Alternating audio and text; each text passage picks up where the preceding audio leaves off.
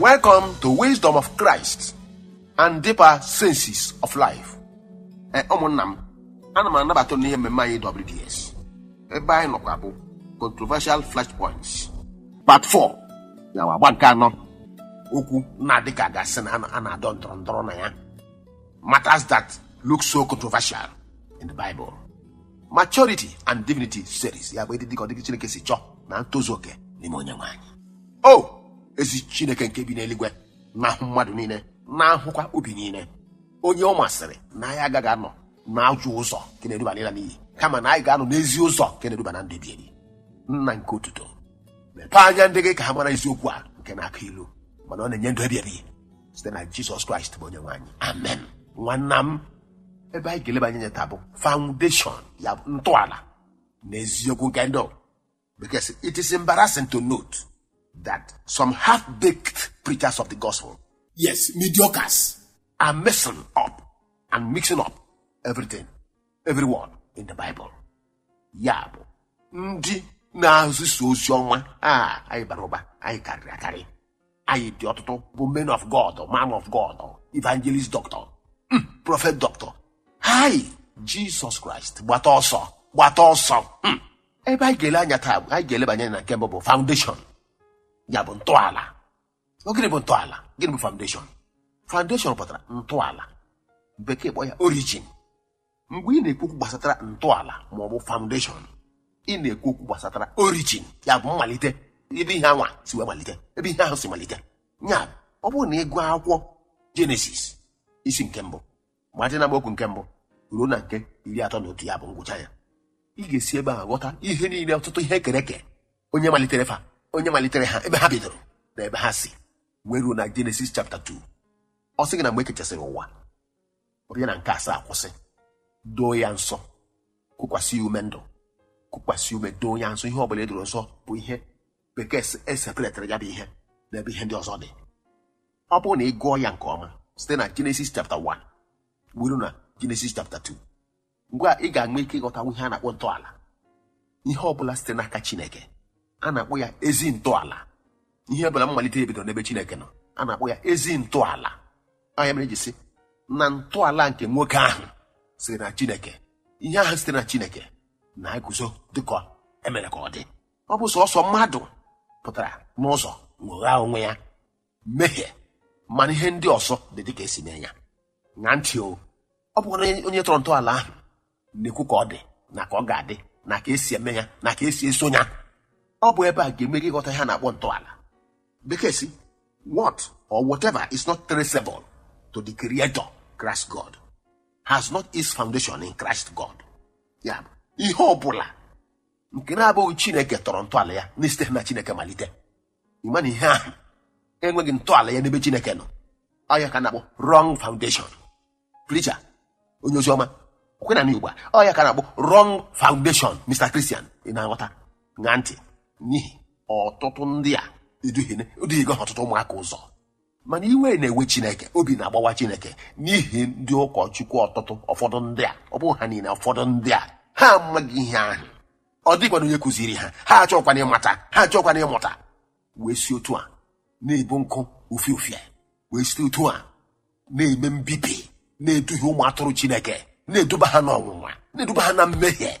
Oh God, Chineke dị nsọ.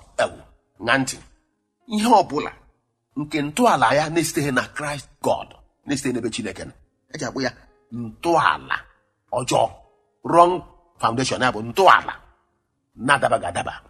Lee anya, agụrụ m gị Genesis 1 gbata gụchaa ya, bata na Genesis 2 gụchaa ya, nakwa ntị ọzọ na John 1:1-3 and 10-14. Ya akwụkwọ John isi nke mbụ, amaokwu nke mbụ ruo na 3, na amaokwu nke 10 ruo na 14, ma ọ bụkwa amaokwu nke mbụ ruo na 10. Gị bịa na akwụkwọ Kọlọs isi nke mbụ, amaokwu nke 15 ruo na 17, ga-enye gị nkọwa ihe a na-akpọ foundation, ntọala, nakwa ntị ọzọ. Listener, Bekee kwuru, some of these half-baked preachers of the gospel are causing havoc, confusion in most churches, and are misleading so many souls into believing a lie and sending them direct to hellfire. Ya n'ọtụtụ ndị ụkọchukwu ndị a a na-ezighị ihe na-eweta ọgbaghara ha na-eweta ọgbaghara n'ihe gbasara Chineke na nzukọ Chineke, na-eduba ọtụtụ ụmụ atụrụ Chineke n'ime ọnwụnwa na nsogbu na nkwulu na nkwutọ, si otu a na-eme ka ọkụ ala mmụọ na-enwe members. Christ na-ebakwa na ntị.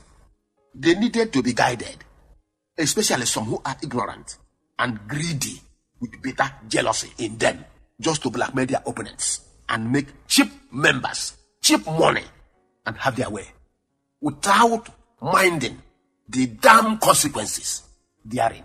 Ndị a ụfọdụ ọ bụ ha niile mgbe ha na-ewere ụfọdụ okwu dị iche iche n'ime akwụkwọ nsọ, ha na-eji n'ala mkpụrụ obi dị iche iche n'iyi, na-etinye ọgba aghara n'ụlọ dị iche iche na nzukọ n'ebe dị iche iche. Ndị a dịkwana mkpa ka ezighị ihe, mana achọghị ihe mụta, ọ dịkwana onye ziri ihe. Akwụkwọ nsọ sị na ha dị ignorant, na ha enweghị nghọta ihe ha na-ekwu, ya bụ ịsụgharịa ya na ya bụrụ iti ọzọ. Ha achọkwana ma ọzọ ọ dị onye ziri ha. Bekee wee kpọọ ya ndị dị greedy, bitter jealousy, ya wee kworo nke na-ewute ịla n'iyi na ntị, ebe ha na-achụ afọ ha, ebe ha na-achụ ihe ha na-achọ. A na-akọta atụrụ, a na-esi n'ụzọ akọta atụrụ olo, a na-esi n'osi akọta atụrụ mba nụnụ n'ọbụ ịla n'iyi na ntị. Na ha na-ete onye ọbụla bịara ha nso unyi, onye ọbụla ha na-ete onye ọbụla unyi. Ha tesịa gị unyi ahụ bụga ebubo ụgha mgbe amụgha megide ka ha wee kọta onye achọrọ ha ịkọta, natakwana ihe ha chọrọ ịnata ya. Alaeze ekwensu eghegbe n'ọlịa ụmụ atụrụ na-awụba site n'aka ndị a. Ụfọdụ ọ bụghị ha niile kpụrụ onwe ha ndị ozi ọma. Ụfọdụ na-ekwu na redio, ụfọdụ na-ekwu n'ụlọ ụka, ụfọdụ na-ekwu n'ebe dị iche iche, ụfọdụ na-ekwu n'ụlọ. Ha na-aga n'ụlọ dịka akwụkwọ Timoti nke 2:3 kwuru na ha na-egbeba n'ụlọ na-eduhie ụmụ nwaanyị ndị na-enweghị uche na ụmụ nwoke ndị na-enweghị uche, ndị nwere ọbụrụ nnụnụ. Christ na-emekwa ihe ahụ, because reenacting what the opponents of Christ, Paul, Peter, etc., did in their own time. Na-emekwa ihe ahụ ndị iro Christ, ndị iro Paul, ndị iro Peter, ndị iro ndị oziọma apọstọls ahụ mere mgbe ahụ. Wenata ji ụgwọ ọrụ nke mere Paul ji wee bee tie si na ndị a na-ezisa ozi Chineke site n'ekworo na ajọ anya ukwu. Kọwaa na ọ dịghị onye dị otu a ga-eketa ndụ ebighị ebi. Ọ dịghị onye ụkọchukwu dị otu a, ọ dịghị onye nke Chineke dị otu a ga-eketa ndụ ebighị ebi. Na ntị n'akwụkwọ ndị Philippines isi nke 1 amaokwu nke 15 ruo na 16. Philippians 1:15-16. Ephesians 4:30-32. Akwụkwọ ndị Efesọs isi nke 4 amaokwu nke 30 ruo na 32. Na ntị onye nwe anyị bụ Kraịst na anụ arụ na Paul na Peter na ndị apọstọls ndị ọzọ amụnyere ha n'ime Judaism, amụnyere fa n'ime Judaism. Ngwuru gịnị? Asị na amụnyere fa n'ime Judaism. Emesịa mgbe onye nwe anyị Kraịst Jizọs na-eme ihe a na-akpọ reform, ya bụ idozigasị ihe ụfọdụ na-adaba na Judaism, ndị Juu aghọtara ya, ndị Juu aghọtara onye nwe anyị, ha wee jụ ozi ya ọzọ. Ndị Juu ụfọdụ ndị dị nta n'ọnụọgụ wee ghọta ya, wee ghọta onye nwe anyị, wee ghọta wee kwenyere ya Kraịst anyị onye eze ebighị ebi. Mgbe ha kwenyere ya, mana ndị Juu ekwenyere Kraịst anyị n'ihi reformation, works of reformation na transformation. Ha ekwenyere ya motu, mana ndị otu Kraịst ndị a kwenyere ya bụ ndị Juu, a na-akpọ ha Judeo-Christians. Ka ndị Juu lekọtara anya kpọọ ha ndị otu Kraịst, ya bụ ndị Christians. Ebe a ka ha bụ Christianity pụtara, ndị na-eme ka Kraịst, ọ bụghị na otuto kama n'ikwa emo. Kpọọ ha ndị na-arụ otu. Ị gaa n'akwụkwọ Ọrụ Ndị Ozi 24, akwụkwọ Ọrụ Ndị Ozi Acts of Apostles isi 24 amaokwu nke 11 wee ruo na 18 rukwe na 20. Ị bịa n'akwụkwọ Ọrụ Ndị Ozi isi 11 madị na amaokwu nke 26. Acts of Apostles chapter 11 verses 26-27. Ị ga-ahụ ebe a. Nya ntị nwanna m, o juru m anya mgbe m hụrụ ihe a, nụkwa ma fụkwa n'anya m n'etiti ụmụ mmadụ mgbe ha nọ na-akọtọ ndị isi ụlọ ụka mmadụ one na one. Ịbịa na otu ụka taa enwere Pentikostal, nwee spiritual church, nwee Orthodox, nwee nke a na-enweghị enwe ha ncha. Mana mmadụ ịtọ a bụ ndị isi na ụka Pentikostal, mmadụ eto ahụ ọ ka ha kacha bụchi ibu na Pentikọstal. Ụfọdụ nwechara jet, ụfọdụ nwechara ụgbọelu na ntị. O wee bụrụ na otu n'ime ha ka a na-atụchasị sị na ikesi ọ bụrụ na obodo ndị na-ekwo ekworo ebe ọ nọ amaghị m ha kama na ihe m dụrụ ka m na-achịkọwa njiri iji nye mmụta na ntị. O wee bụrụ na nwoke a tupu ya bụrụ onye a mụgharịrị ọzọ na ọ na-aga otu ụka ndị white garment, ụka ndị na-eyi white, agaghị m akpụ afa kama na ọ bụ otu n'ime ha ndị na-eyi white na-aga ụka na Sọnde na ntị. Ọ bụrụ na nwoke a bụkwa na ya bụ intapreta onye isi chọọchị ahụ, ọ nwa na intapreta tupu si ọ pụa bazie bụrụzie born again wee bidezi ụka. Ha wee sị ee na eziokwu na ọ pụọla wụrụ onye born again bụrụ onye nke a na nke ọzọ, kama na isiokwu bụ na ntọala ya dị rọngụ, ntọala ya adabaghị adaba. Enyi ha mgbe gbaba ntị, ọ bụrụ na ntọala a na-akọwa bụ n'ihi na ọ bụbụ ore na mbụ ọ bụbụ ore onye ụka white na-aga ụka na Sọnde nakwa ntị o mgbe na-aṅa ntị, ha wee na-akọwa na ọ bụ eziokwu na ụlọ ụka ya baala bụsa gbasaa, mana nke bụ eziokwu bụ na ntọala ya 40 foundation. Onye nke ọzọ famili ha bụ ndị Muslim, papa ya bụ onye Muslim kwa ntị o ka ọzọ kpaburu ibu nwekwara jet. Ọ bụrụ na ọ na-ada na ntọala ndị a bụ 40 foundation kwa ntị o, mana amachakwa m ụfọdụ ndị mana steeti ọtụtụ si na nke ha kpọrọ spiritual church, a na-akpọ ndị nke ha ndị ọkọt. Ụfọdụ sikwana na nke a na-akpọ dead church, ya ndị chọọchị nwere anwụ, ndị chọọchị na-enweghị mmụọ nsọ, dead one. Ajụjụ wee bụrụ mgbe jụbụ onwe m sị, olee ụdị mmụta na ụdị nkụzi na ụdị nghọta ụfọdụ mmadụ nwere n'ibere Chineke? Jizọs Kraịst ebe ka ị nọ ṅa ntị. O wee bụrụ na ndị a ebe ọ bụ na ha nọ na otu dị otu a ma mesịasị ya nabata Kraịst onye nwere nsọpụta nya, ha ka nọkwa na 40 foundation o nakwa ntị. Mgbe sị na Kraịst anyị na ndị apọstọs imirikite ime ha mụnyere ha n'ime Judaism. Kraịst anyị na anụ arụ mgbe o yiri anụ arụ ọ bụ Chineke, mana mgbe o yiri anụ arụ ka m na-akọwa n'ime Judaism ka mụnyere ya. O wee kwalite wee mebezi ihe a na-akpọ reform. Ha wee jụ n'ime ọjụjụ anwa ndị kwenyeziri ya wee bụrụ ndị akpọrọ ndị Kristian, nke na-egosi na Christianity si na Judaism wepụta, ya bụ ntọala ebe malitere bụ na Judaism. Pọl wee bụrụzi onye si na Judaism bụrụzi onye amụgharị ọzọ, ndị otu Pita na ndị nke ọzọ ofu ife afọ. O wee bụrụ na ihe anwa mere mgbe ahụ ka nkwa taa, ọ bụ na emekpara Pọl ahụ n'ihi na ha chọpụtara Pọl dịka onye sogburu ndị otu Kraịst hinne. O mechazie hụ Kraịst, zute Kraịst, chegharịa bụrụzi onye otu Kraịst, onye amụgharị ọzọ. Ebumagha ya wee bụrụzie elu na ntọala ya foundation. Ya bụ na Kraịst anyị nwepụrụ 40 foundation, Pọl nwere 40 foundation. A wee na-ajụsị kedu ihe a ga-eme ndị ozi ọma ndị a jụrụ ịghọta akwụkwọ nsọ wee na-eduhie ọtụtụ mmadụ n'ala ọtụtụ mkpụrụ obi n'iyi. Isiokwu wee bụrụ Pọl wee tie mkpu dịka m gwara n'akwụkwọ ndị Filipians isi nke mbụ amaokwu nke 15 ruo na 16, na ndị akwụkwọ Efesọs isi nke a na amaokwu nke 3 ruo na 32, Philippians 1:15-16, Ephesians 4:30-32. Ewe na-ajụsị olee ihe a ga-eme nakwa ntị o. Ya bụ ihe ọ na-egosi ugbu a bụ na ndị a nwekwaji ebe eji hazi n'ihi na foundation ha ebe ha bidoro nsogbu nọ ya. Tinyekwa ma ndị ike si na dead church o, chọọchị ndị ka nwere anwụ. Ya bụ na ebe ihe njikọ dị ha ruo taa onwe ebe eji ha so eje. Listen, bekee kwuru nwanna m, esi enyi m nakwa ntị, ụdị onye kụziri ndị a ọghọm dị na nkwulu, blasphemy. Ọ dịka gasị na amụma Daniel bụrụ na mgbe a ga-agbanwe eziokwu nke ndụ na ikpere Chineke, n'ihe a ga-eji ama ndị gbanwere, ndị ha ga-eji ama ndị ọ bụ oke nkwulu, bụ oke nkwụtọ. Na onwekwere ha ga-akpọ ya, ha na-ekwulu, ha ga na pulpit na-ekwulu, ha ga na ọma ihe na-ekwulu, ebe ọ bụla na achọghị ịma ihe nkwulu ha ga-ewepụta na ndụ ha. Blasphemous, ndị nkwulu, ndị nkwụtọ. Chai na ntị ịhụ na ije na-akwọ Matiu isi nke 12 amaokwu nke 31 ruo 32, Matthew 12:31-32, Matthew 12:36-37, Mark 3:28-30, na-akọwasị na ọ dịghị okwu ọbụla mmadụ kwuru, okwu ọbụla ụdị okwu ọsọ ya bụrụ ga-eduba gị n'ịla n'iyi ma ọ bụkwa na eduba gị na nzọpụta, ma ndị a achọghị ịchọpụta na nkwulu ekwuluru megide mmụọ nsọ mgbaghara ya adịghị n'ụwa nke na-ebianụ. Ha sị na Kraịst nwere ajọ mmụọ, otu a ka ọ dịkwa n'ime ajọ obi a ka ha na-eji ha lechakwa onye mmụọ nsọ na-achị ha, onye mmụọ nsọ jupụtara n'ime ya. asị gị gịnị, asị gị onye ọgwụ onye ajọ mmụọ. Ndị a lụzọrọ na okwu Kraịst bụ ezi ya, na ha agaghị ahụ ndụ ebi ebi. They can never inherit the kingdom of God. Ha achọghị ma ha achọkwana ka ụmụ atụrụ Chineke webatara ka ha gba ọsọ ndụ mara ihe ndị a. Ịhụ na gị bata na ezinụlọ ọbụla nwere onye anya aka ji akụ. Ha ndị ọzọ na-emenwu nke ọma, ọ onye nke aka ji aka ahụ ji onye ọbụla. Ha enyi ha na-agbagwotakwasị bekee sị na ọ dị serious.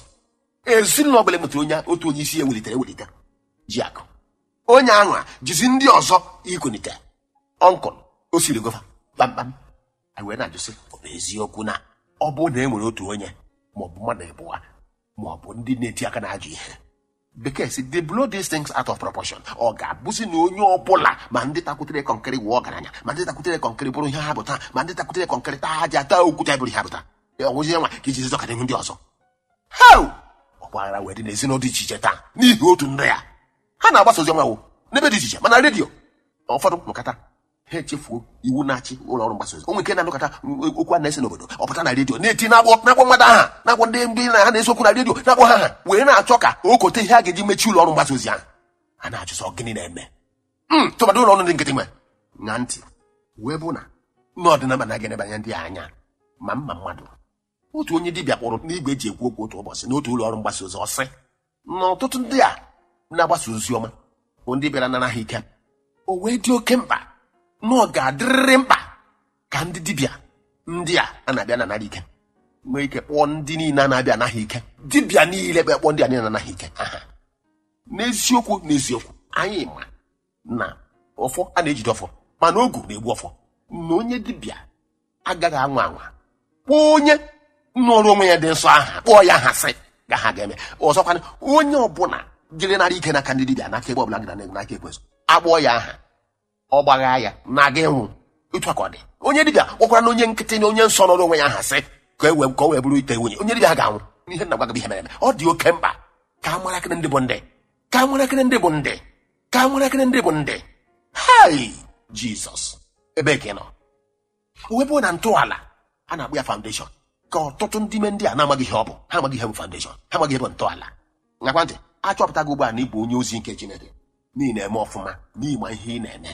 Gịnị asị gị gịnị ka a na-akọ ka ha abụghị ya? Abụ na achọpụta gị na ịbụ onye ozi na ịmaghị ihe ị na-eme, jide gị ogbu na ịmaghị ihe ị na-eme, ịmaghị ihe a na-akọ, ịmaghị ife alụ, igbe ekwensu abịala anya na ịma ihe ị na-eme na na ịdị ọcha. Abịa chọpụtazi nye ọpụta hụ na ịma ihe ị na-eme na ịdị nsọ nwụra na ịkpacha anyị ma asị gị gịnị ka a na-akọ? Foundation, ntọala. Ebe ihe dị mkpa bụ ntọala. Onye ahụ ntọala abịakwa dịka ya bụ ntọala. Nwere ike ya bụrụ ntọala site n'ebe Chineke nọ, aha amaghị ya, ha were duhie ọtụtụ mmadụ, duhie ọtụtụ ụmụ Chineke na-amaghị aka anyị n'aka ebe. Ọ bụ ya mere oge ụfọdụ ọ na-abụ otu onye enyi m nwoke pristi ọ sị ndị a ihe niile na-adọta na ihe okpukperechi ọgụ niile na mgba niile na ndị a na-adọ ya, maka na onye ekwukọta onye ahụ dịkwana bekee sa dị fọstụ. Ọ bụ ihe mere oge ụfọdụ anyị na-anya n'ihe dị n'akwụkwọ nsọ 1 Peter 3:9 ọ sị unu enyeghachigwere nkwutọ n'ọnọdụ nkwutọ maọbụ ihe ọjọọ n'ọnọdụ ihe ọjọọ. Ọ bụrụ na ọ bụghị ya, anweghị onye na-amaghị otu esi ekwutọ. Nchọ ikwutọ agaghị abụ nkwutọ ka nkwutọ n'elu nkịta. Aga m na-ekwutọ, ana m ekwu ya na-enyeghị ya ebe ọ dị n'akwụkwọ nsọ. Mana ndị jụrụ ikwutọ a na-ele ha anya ka ndị na-amaghị ihe ha ga-ekwu, ma ndị ire ha na-agba gbaragbara ka e wee kwutọ ịpịa ha ofu ebe wakwa. Ọ bụrụ na ọ bụghị ya, anyị akasị otu ụbọchị ka anyị gbawarie Babilọn. Mana ndị a na-asị na ndị a nọ n'ime Babilọn, ese gbaa ya nke ọma, kọwaa ya ka ọtụ ụmụ Chineke mara ndị na Babilọn na ndị nọ n'ime Jerusalem. Mana nye dịba foundation pụtara ntọala.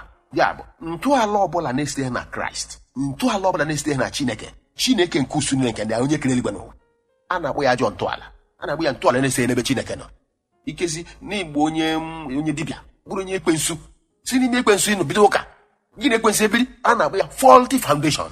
Mana onye nke Kraịst nara Kraịst dịka onye nwere onye nzọpụta, zute Kraịst dịka Sọl zutere Kraịst, aha ya bụzie Pọl. Ejeghị iji kwumekwe ntọala ya ọzọ, n'ihi na ọ narawo nke ha bụ ezi ntọala.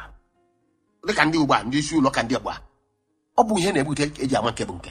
Oge mbụ nwa onye mana otu onye n'ime ndị ahụ n'ụka nke o jere, emesịa anụ ewee mee invite na ya bụ ụlọ ụka. Asị gịnị ka a na-akọ? Ọ laghachine na ntọala ya, ọ na-achine na ntọala ahụ ọ nọbụ na ya mgbe ọ bụ ntọala ọ ma bụ mbụ. Wee dị oke mkpa ihe ọtụ mmadụ na-akpọ okosị ka a mara etu a ga-eme maka ọtụ ndị ụkọchukwu ndị a na-ekwu na ọtụtụ enweghị ọzụzụ etu o kwesịrị. na-amachagharị tụmadị n'ụlọ mgbasa ozi, ụlọ ọrụ mgbasa ozi. Kraịst Jizọs gbata ọsọ. Ntọala ọbụla na-esiteghị na Chineke abụghị ezi ntọala. Ọ bụrụ na ị maghị Mariata, ntọala ọbụla site na Chineke, ikwu okwu megide ya, ị na-ana n'iyi. Ntọala ọbụla site na Chineke, gị ikwu okwu megide ya, you are condemned and condemned forever. Gụkwa akwụkwọ Genesis isi nke mbụ. Gụchaa ha niile. Bata na Genesis 2. Gụchaa ha niile. Ṅaa ntị. Ọ dị mkpa ka mara gị atụ. Ọ bụghị isiokwu anyị taa, mana ka ntịnyere gị nke a. Ị hụrụ na o nwere nwata nwaanyị kpọọ nwa ya. Nwa ya aha na-enwe nsogbu n'isi. Mgbe nwaanyị ya batara, njụwa ya sị ya ihe a na-edisọbụ nwa o ji eme ka onye isi na-adịghị mma. Ọkwa ha sị na ọ bụ ọnkụlụ ya. Ọsịm ebe nna ha gara na ndị amụma. Yes. Na sị na ọ bụ ọnkụlụ ya. Yes. Mgbe elebe nwaanyị anya duu wee sị ya, madam, ọsịm lee nwa gị a. Ọsịm na nwa nọ na kọt, n'ibi iwu ndị kọt ara gbabe ya ngakwa ntị o. Nsị ọzọ ịma na nwa gị a na-aṅụ gofu. Nwaanyị so ike n'ala lebe nwa ya. Si ya ngwa jụọ ọnụ ya nụ. Nwatakịrị n'ọnụ n'ihu ya si ya enyekwa ihu isi kwa ọkwa n'otu esi je ndị ọnkụlụ. Ngakwa ntị ọzọ. Nke a bụ nwata nwoke. Ha na-achọ nwa. Ha achọgo nwa, chọtara ya aka, ha wee bịa. Wee jụọ ha sị, ọkwa na ha sị na ọ bụ mama gị, mama mụrụ mama gị, na ọ ya mere ji ihe a. Ọsị m nsị ọ dị mma. Ọkwa sị hụ ya ha ji ụlọ ịmụ nwa. Sị m nsị a ngwa ntị. Na mgbe gị na nwata nwaanyị a na-aga n'ọtụ ịtụmara ya ime. Ọsị m o mecha ga wepụ ya bụ ime ahụ ajụ ịpụ. Ọsị m enwe mee ya di ya nsị. Nwa ahụ pụọ. Si ya na mgbe ahụ mere di ya nsị, o mere afekt akpa nwa ya, o mekọtara akpa nwa. Nwoke a na-agwa gị ha so ike n'ala. Ngazie ntị, bịa ngazie ntị. Ọsị m na nwanne nwunye ya, ụmụnne nwunye ya, na ha bụcha ndị ozi ọma, na ha bụ ndị preachers. Ha sị na ọwụ mama ha mgbe agbago m n'elu, asị ọmama kwukwu ha, agbaga n'ala sị na ọmama kwukwu ha, agbada sị na ọmama kwukwu. Nwee sị ya nwaanyị nsịrị asị ihe a m kwuru ma ọ bụkwa sọsọ m mba. Nsị ya kezi dị etu o si jide agadi nwaanyị nọ n'ụlọ jide ya ogbugbu. Nwaanyị lee ọgụ nwa gịnị gbanye mere ji wepụ nwa ebe ọ bụrụ na ụnụ ga-alụ di na nwaanyị. Ọ sị na maka ndị chọọchị na ndị chọọchị ga-amapụ ya n'iwu, ha agaghị ekwe emere ya ihe ndị o kwesịrị ime. Ya bụ ihe wejide ha. Nwata nwoke wee sị m olee mgbe a ga-ewetara ha branchị ebe ha nọ. Ọsị m sinsi niile nsị ọzọ bụ ngwa ngwa ịnọ na-ekpe ekpere ọjọọ megide onye na-enweghị ihe o mere. Na nsogbu ga ọ gaghị ebe. Ọ ya batara ọtụtụ mgbe a ga-elu gị ala okwu abụghị ezi, n'ihi na o nwere onye ji aka n'ọbịa bụ ya bụ nsogbu anwa. Ya bụ nsogbu anwa. And ọ bụrụ na ọ bụghị onye ahụ bụ nsogbu ahụ, o nwere ihe ekpepụta onye ahụ, ọ ga-anọkwa ya nwụọ n'ime nsogbu ahụ. Ọ bụrụ na ọ bụ mmadụ bụ nsogbu a, ọ bụrụ na ọ mmadụ bụ ya, na-anụ ntị na-akwụ mkpughe Revelation chapter 3. Akwụkwọ Revelation chapter 3 verse 7 gbatuo. Ọ sị ụzọ mkpochiri onye ga-akpụghe, nke mkpọghere onye ga-akpọchi. Ọ bụrụ na ọ bụ ihe site n'aka onye iro mmadụ, nne ihe Kraịst kwuru, ndị na-eme Kraịst onye ọgha, lee ihe Kraịst kwuru. Ọ sị ụzọ nke ya na-akpọchi ọ dị onye ga-akpọghe, nke ya kpọghere ọ dị onye ga-akpọchi. Nke na-egosi na ọ bụrụ na mmadụ mee ya, n'ihe ga-agbabụ onye nke Chineke eme bụ ịnapụta onye ahụ aka ka gwere aha Kraịst Jizọs napụta ya. Ọ bụkwa na ọ bụ Kraịst mere ya, nwe onye ga-anapụta ya. Ọ bụrụ na ọ bụ ihe otiti n'ebe Chineke nọ. Ngakwa ntị, ụfọdụ ndị ụkọchukwu sị Chineke na-eti mmadụ ihe otiti. Ihe ndị a bụ ihe anyị ga-akpakwa na agba nke ọzọ na-abịa. Ha sị na Chineke na-eti mmadụ ihe otiti. Sị na Chineke na-eti mmadụ ihe otiti. Nebukadneza gịnị mere ya? Onye tiri ihe otiti afọ 7 n'ime ọhịa. Kedu onye tiri Nebukadneza mmanwụ n'isi? Ọ baa n'ọhịa na-ata Jizọs. Nga ntị na-agwa Matu isi nke ite naanị. Jizọs nwụrụ nwoke dara stroke. Ọ sị ya nwa obi ike. Ọ sị ya ọ sị ya na-agbaghara gị mmehie gị, chiri ute gị. Mmehie nwere ike ime mmadụ nọ na stroke. Mmehie nwere ike ime mmadụ nọ na stroke. Agbaghara ya mmehie ya, ọ chiri ute ya ozugbo. Ọsọ nwoke nọ n'akụ mmiri Besaida. Ngwa kulie laa, arụ dị gị ike. Ozute n'ụlọ ukwu Chineke sị ya nwa ọsị ya emene ka arụ dị gị ike. Imehiekwula ọzọ ka nke ike ghara ịbịakwasị gị. Jọn, akwụkwọ Jọn isi nke 5. Malite na amaokwu nke 11 gbatụbe. Ọ sị imehiekwula ọzọ ka nke njọ ghara ịbịakwute gị. Ndị ozi ọma Kraịst, ndị Kraịst nyere mmụọ nsọ. Jọn ha sị Chineke a na-eti mmadụ ihe otiti. Chineke na-adọ mmadụ aka na ntị. Okwa eziokwu na-agba na-esote anyị ga-eserisi ya iwe mara na Chineke na-adọ mmadụ aka na ntị, na-eti mmadụ ihe otiti, ọ na-etigbu edobe. Luke 12:4. Ọ sị ka mziri onye ga-atụ oke egwu ya. Akwụkwọ Luke isi nke 12 amaokwu nke 4 gbatuo. Ọ sị ka mziri onye ga-atụ oke egwu ya. Ọ na-egwu onye ahụ nke na-eme gịnị? Onye ahụ na-egbu otigbuo gị, bụrụkwa gị nwa tụba gị n'ọkala mmụọ. Onye dị ha Kraịst Jizọs, Chineke nke usu niile nke ndị ahụ. Onye tigbu mmadụ ololo, onye tigburu felo bụ ajọ mmụọ tigburu felo, tụba ya n'oke osimiri. Ọkwa eziokwu.